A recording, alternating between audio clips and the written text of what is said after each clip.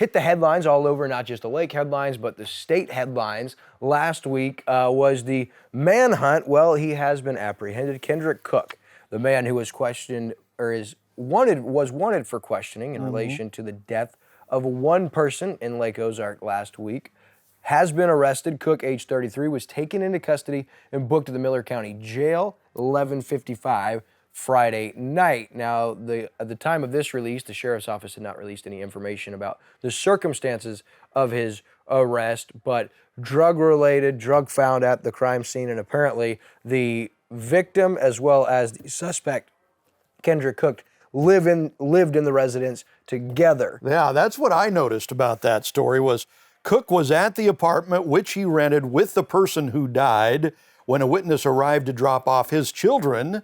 So I don't know if the children are from both of, that couple or where that comes from. The witness later reportedly told authorities that Cook was acting strangely and appeared to be under the influence of a substance. Sounds like that might have been after the death occurred, and maybe that's why he was acting a little strange. There's a lot of open questions with this story here. And it also went on to say that text messages they reviewed later revealed that Cook and the deceased person had reportedly been planning to party one last time before they separated because the defendant found out that the victim had been unfaithful in their relationship. That would be a probable cause, right? Sure. And I also, you just wonder, drug-related, there was substance found, charges were already listed when he was apprehended.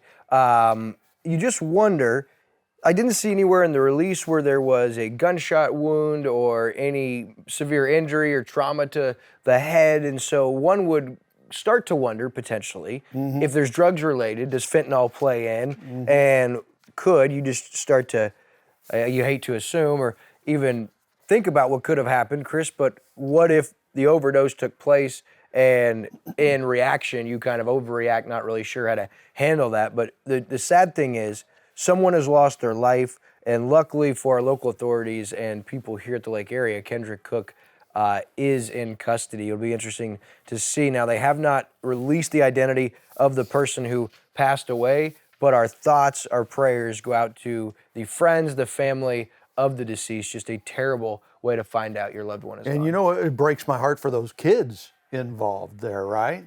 Whether it was the kids of the person who died or the guy who was arrested, it's a no-win situation in either case there.